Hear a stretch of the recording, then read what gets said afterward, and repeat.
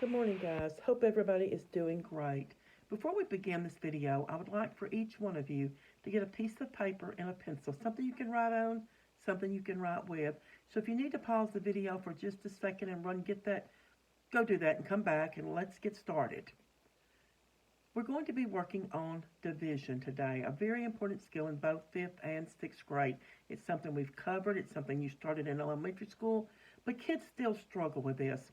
If you've had me in class and I've been able to work with you, you know that I have some specific strategies that I like for you to use, just some little helps to make it a little bit easier for you until you can master division.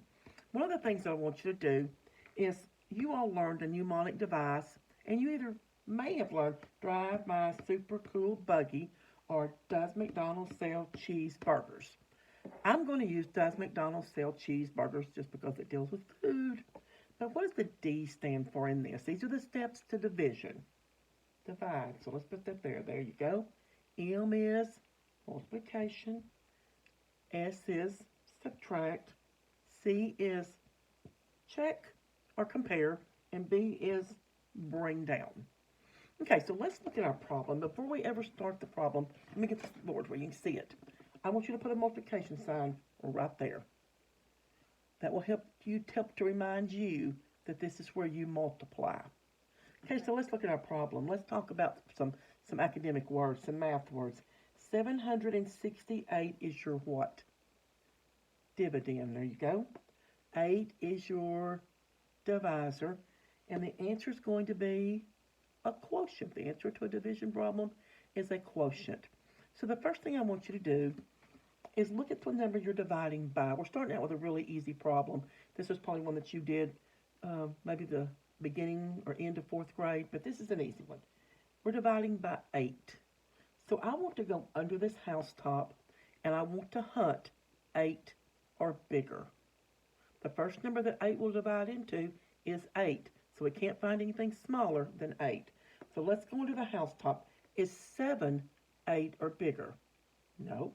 Is 76? Yes. So our first digit, or our first answer in our quotient is going to go right there, and we'll put a housetop. So if you put a housetop there, you have to put one right there. So when you look at that, how many digits are going to be in the quotient? At least 2.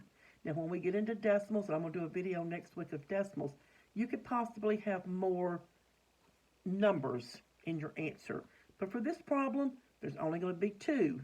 At least 2. Maybe a remainder, but I really I'm not going to deal with remainders today. So you should be able to skip count your 8s. 8 times what is closest to 76 without going over 76? 8 times what? If you said 9, you got it right. So we just divided. Our next step is to multiply. 9 times 8 is 72. Our next step is to subtract. 6 take away 2 is 4. Bring down that 8. So we brought down, we subtract. You know what? I didn't have y'all compare. I'm going to go back. I'm going to erase that. When you got right here, after we subtracted the 4, Miss Warren went too fast, didn't I? I'm on the C, the compare. Is this 4 the same as 8, or is it bigger? It's not, so we're good. If you were to come up with a number that was this number or bigger, you did something wrong. But 4 is good. Now we can bring down. So my new number is 48. And I'm back up to the divide again. How many groups of 8 are in 48? Skip count. 8, 16, 24. What are you going to get to? 6, I hope you said. 6 times 8 is 48. Do you see how many digits are in there? That would help you. What if you had an answer choice down here? You were working on a test, and one of your answer choices was 394. Well, if you did your housetops, you know you could only have 2 digits, so you could have marked that one out. Let's say one of your answer choices was 7. Well, you had 2 housetops, so you could mark that one out too. Sometimes it'll help you eliminate answer choices, which is huge on the STAR test. I'm going to erase this Drive My Super Cool Buggy or Does McDonald Sell Cheeseburgers. I want you to leave it on your paper. I just need a little bit more room on my little board I've got right here. I'd much rather be at school where I had my big old board. Let's try another one. I want you to put down 630, divided by 63. Okay, everybody got that one down? Go ahead and put your multiplication sign right here. And let's look at what we're dividing by and what we're dividing into. 630 is our dividend. 63 is our divisor. And the answer is going to be your quotient. So I'm dividing by 63. I don't know my 63s, so I'm going to have to do a little bit of work down here. Let's go across here now and see where we're going to put our housetops to see how many digits are in this problem, or in the answer.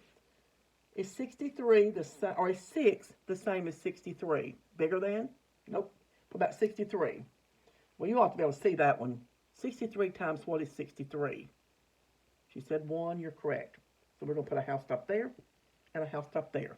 Do you see how many digits are going to be in your quotient? 2. That's right. Put your 1. 1 times 63 is 63. Subtract. Bring down. We've got to have a number there. We've got a house-top. How many groups of 63 are in 0? If you said 0, you got that right. If your answer is 0, you still have to put it up there. You have to do that. 0 times 63 is 0. Subtract. Hope you got that problem right. Let's try another one. And I'm having to look over here because I've got the problems written down that I want to do with you. Let's try this one. Let's do 2, 8, 8. And I'll tell you what, I'm going to come up just a little bit with this one so we'll have some room down here to figure it. 2,886 divided by 74. I'll give you time to write that one down. Got it? Okay. Let's go ahead and put our multiplication sign right here. I sure don't know my 74s. Do you? Can you skip count by 74s? I can say 74 times 1, and I might could get 74 times 2, but that's as far as I could go. So we may have to do a little bit of work on this one. But let's figure out our housetops first. Let's find how many digits are going to be in our quotient. So let's go under here. We're hunting 74 or bigger. Is 2 74 or bigger? Nope, so we're not going to have a housetop there. Is 28 74 or bigger? Nope. Is 288? Yes. So I'm going to have a housetop here and a housetop here. Do you see that? That means we're going to have 2 digits in the quotient. All right. I don't know 74 times anything except 74 times 1. But the only thing that can go up here is either going to be a 1, a 2, a 3, a 4, 5, 6, 7, 8, 9. Well, we look at this and we can say 74 times 1 is 74. We're trying to get to 288. So I always tell the kids, start in the middle. It's going to be one of these numbers right here. That's all it can be. So let's start with 5. Let's start right in the middle. If it's too much, we know to go down to a 4, 3, 2, or 1. If it's not big enough, then we know it's going to be 6, 7, 8, or 9. It's a great starting place. So let's go here and do 74 times 5. 5 times 4, can you see it? It's 20. 5 times 7 is 35, 36, 37. Well, that went over. Everybody see that? So we know it's not going to be 6, 7, 8, or 9. Let's try 4. 74 times 4. 4 times 4 is 16, 28, 29, still too big. Let's try 3. 4 times 3 is 12, 222. Do you see how much work I'm having to do? You're going to have to do the same thing, guys. This is the hardest part. It's just doing the multiplication part of it, trying to figure out, and it takes work. But I'm going to put my 3 right there above that first housetop. Everybody see that? 3 times 74, and I don't have to remultiply because I've got it down here. 222. And I'm going to subtract. 8 take away 2 is 6. 8 take away 2 is 6. I'm going to compare. I'm going to mark out this a little bit right here.